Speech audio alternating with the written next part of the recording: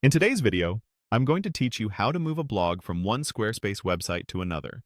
Transfer Blog Squarespace Tutorial. First, make sure you're signed in and looking at the Squarespace dashboard for the site that currently holds your blog.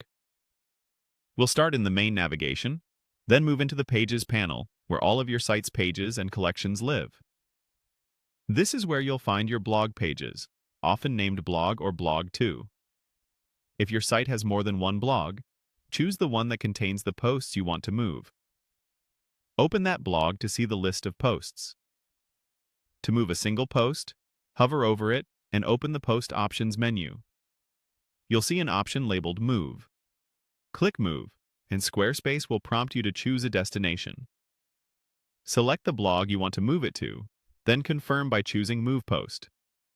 Squarespace will transfer the post, including its content, categories, tags, and featured image. Give it a moment if the post is image-heavy. When it's done, the post will disappear from the source list, indicating it has moved successfully. If you need to move multiple posts at once, stay in the same blog list view. Select the posts you want to move. Use the checkboxes to highlight each one. Then open the options and choose Move Again. Pick the destination blog and confirm with Move Posts. This bulk action saves a lot of time when you're reorganizing or consolidating content. If you don't see the destination in the picker, double-check that you have access and that the destination blog exists and is visible in your Pages panel.